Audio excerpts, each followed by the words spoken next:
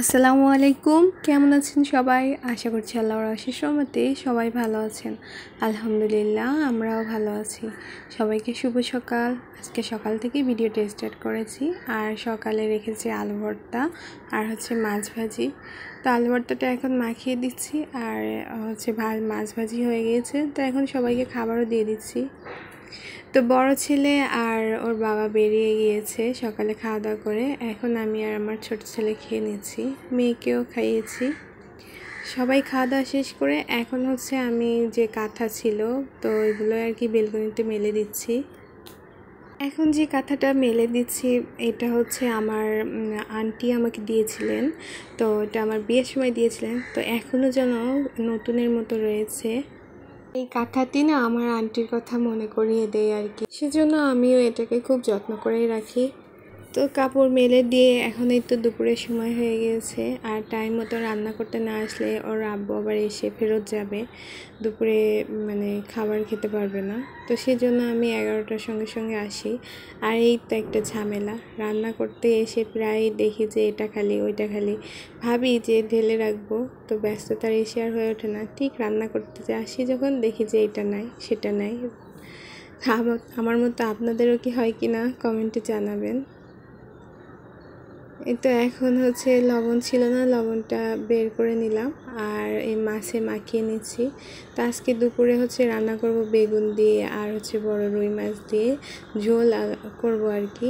আর নদীর কিছু মাছ নিয়ে এসেছিলো, তো ওইটা আর কি হাতে মেখে রান্না করব। তো হাতে মেখে কিভাবে রান্না করছি সেটা আপনাদের সঙ্গে শেয়ার করব।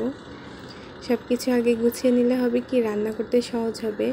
আর আমার যেহেতু মেয়েকে সঙ্গে করে নিয়েই বেশিরভাগ কাজ করতে হয়, এই জন্য আমি চেষ্টা করি সব কিছু গুছিয়ে রাখার।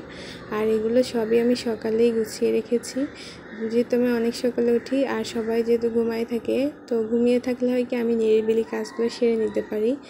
তো তারপরে দেখা যায় ওরা উঠলে ওদেরকেও সময় দিতে পারি, সেজন্য আমি চেষ্টা করি সকাল সকাল ঘুম থেকে উঠে হাতের কাজগুলো রেডি করে রাখতে। তো এখন আমি সেই নদীর যে মাছগুলো নিয়ে এসেছিলো গতদিন কেটে ধুয়ে রেখেছিলাম, তার কিছু আজকে সকালে ভাজি করেছি আর এখন দুপুরে রান্না করব। তো সেজন্য আমি এখানে পেঁয়াজ কাঁচামরিচগুলোকে আমি ফালি করে রেখেছিলাম আর পেঁয়াজগুলো কুচি করে নিয়েছি। আর এর ভিতরে পাতলা পাতলা করে আলু কেটে নিয়েছি, আর সাথে দিয়েছি ধনিয়া গুঁড়া, হলুদ গুঁড়া, তারপর শুকনো মরিচ গুঁড়া কিন্তু দেইনি, আমি এখানে কাঁচামরিচ দিয়ে রান্না করব। তো আদা রসুন বাটা আর জিরা একসঙ্গে বেটে নিয়েছিলাম শিলপাটায়।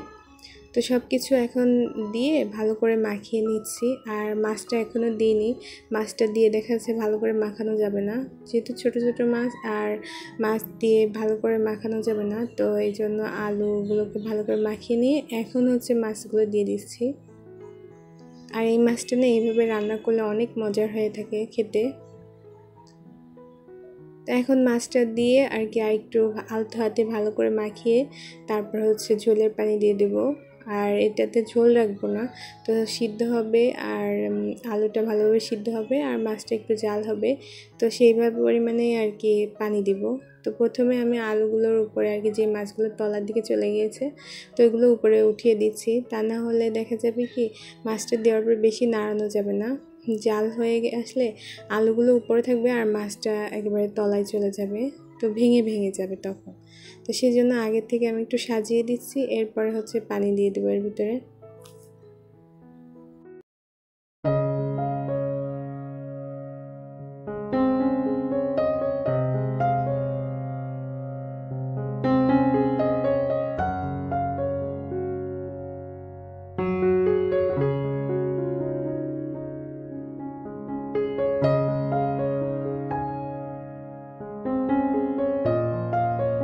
মশলা বেটে রেখেছিলাম যে বাটিতে, তো ওইটা দিয়ে আর কি পানি দিয়েছি। আর এখানে আমি ঠান্ডা পানি ব্যবহার করেছি, যেহেতু হাতে মাখিয়ে রান্না করছি তো সব কিছুই তো ঠান্ডা, তো সেইভাবেই ঠান্ডা পানি দিয়েছি।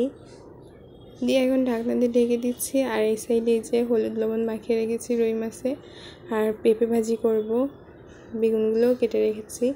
সকালে যে প্লেটগুলো ধুয়ে রেখেছিলাম তো ওইগুলো আর কি সরিয়ে রাখছি এখন জায়গায়। তো মেয়ের ফিডারটাও ধুয়েছিলাম এর ভিতরে। তা আমি কিন্তু আমার মেয়ের জন্য আলাদা করে মামপট কিনে নিই। ও ফিডার খায় না, তবে ফিডারের ভিতরে পানি দিয়ে দিই। দেখা যাচ্ছে কি অনেক সময় বাচ্চাদের জন্য জিনিস কেনা হয় তো ব্যবহার করা হয়ে ওঠে না। তো ফিডার ও যখন হয়েছিল তখন আর কি ফিডার কেনা হয়েছিল, তবে পরবর্তীতে এটাকে আর আমি বাদ না দিয়ে কাজে লাগিয়েছি। এখন প্লেটগুলো এখানে সাজিয়ে রেখে মেয়েকে নাস্তা দেবো ভাবছি। আর এই যে পিপটা দেখতে পাচ্ছেন, এটা অনেক সময় দেখা যায় কি আমরা আবেগের বশে হোক আর প্রয়োজনে হোক বাচ্চাদের জন্য কিছু জিনিস কিনি। তো এটা দেখা যায় কিছু জিনিস প্রয়োজনে ব্যবহার করা যায় আর কিছু জিনিস শুধুই কেনা হয়। তো আসলে কিনে ফেলি আর কি, এটা কি বলবো।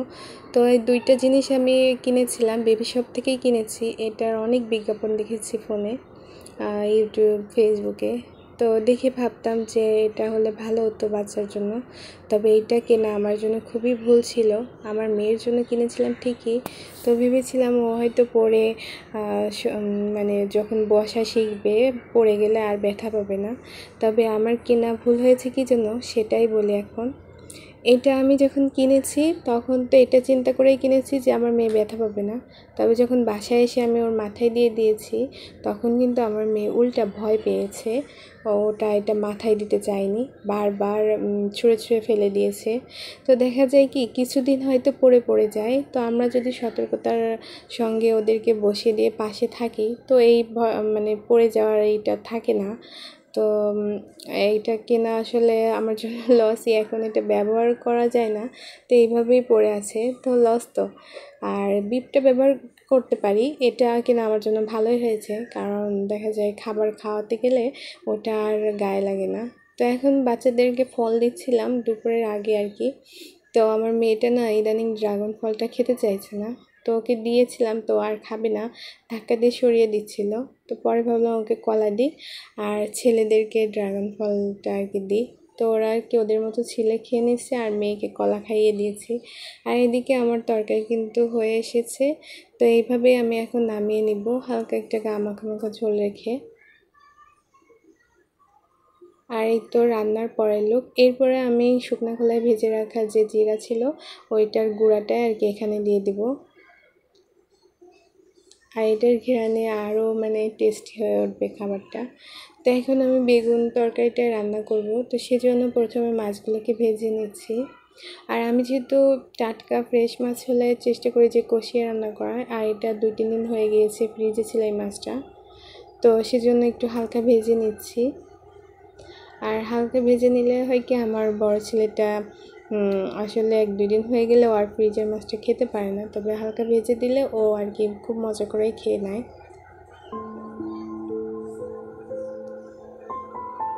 শুধু ও না, আমরাও আর কি বড়রা আমরাও দেখা যায় ফ্রিজে 2-3 দিনের বেশি হয়ে গেলে মাছটা আমার খেতে আর কি কেমন লাগে, মনে হয় কি টেস্টে না। তবে মাছটা ভেজে নিলে তখন আর কি তরকারির স্বাদটাও বাড়ে আর খেতেও ভালো লাগে। এখন হচ্ছে যে তেলে মাছটা ভেজে নিয়েছিলাম সেই তেলেই আর কি আরেকটু তেল দিয়ে তারপরে যে বেগুনের তরকারি রান্না করবো সেজন্য যে মশলাটা বেটে রেখেছি ওইটাই আর কি দিয়ে কষিয়ে নিয়েছি। এখানে ছিল কাঁচামরিচ, তারপর হচ্ছে রসুন বাটা, পেঁয়াজ বাটা একসঙ্গেই বেটে নিয়েছিলাম, সাথে জিরা দিয়ে। তো এখন হচ্ছে লবণ, হলুদ আর ধনিয়া গুঁড়া দিয়ে সামান্য একটু পানি দিয়ে ভালো করে মশলাটাকে কষিয়ে নিচ্ছি। ভালো করে কষানো হলে এর ভিতরে বেগুনে যেহেতু আলু দিব, তো আলুগুলো দিয়ে তারপর আর একটু ভালো করে কষিয়ে নিব। আলুটা কষানোর পরে হচ্ছে পানি দিয়ে দিব। আমি সাধারণত বেগুন এইভাবে রান্না করে থাকি, তো সেটা আর কি দেখাচ্ছি। আলুটা ভালোভাবে কষানো হয়ে এসেছে, এখন হচ্ছে আমি পানি দিয়ে দিব। এটা হচ্ছে ঝোল হবে আর হচ্ছে বেগুনটা সিদ্ধ হবে, তো সেইভাবে আর কি পানি দিয়ে দিয়েছি। দিয়ে পানিটা যখন ফুটে উঠবে ঠিক তখন সে পর্যায়ে আমি এর ভিতরে বেগুন দিয়ে দিব। আর এইভাবে বেগুনের ঝোল তরকারি রান্না করলে কিন্তু খেতে অসম্ভব মজার হয়ে থাকে। তো এখন হচ্ছে এটা ঢাকনা দিয়ে ঢেকে দিব।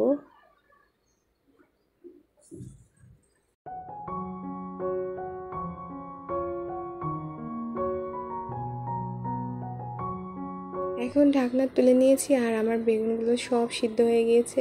একটু খুন্তির মাথা দিয়ে আর কি ভেঙে ভেঙে দিচ্ছি, দিয়ে এরপর আমি এর ভিতরে যে ভেজে রাখা মাছগুলো ছিল ওইটা দিয়ে দিব।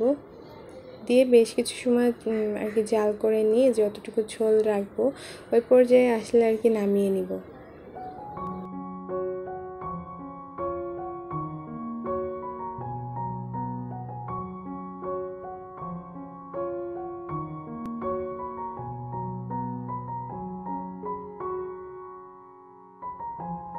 তো আমার রান্না শেষ, আর এখন একটু টেস্ট করে দেখছি লবণ কেমন হয়েছে। তো সব কিছু ঠিক আছে, টেবিলে নিয়ে এসেছি। আর আজকে এখানেই বিদায় নিয়ে নিচ্ছি। সবাই ভালো থাকবেন, সুস্থ থাকবেন। আল্লাহ হাফিজ, আসসালামু আলাইকুম।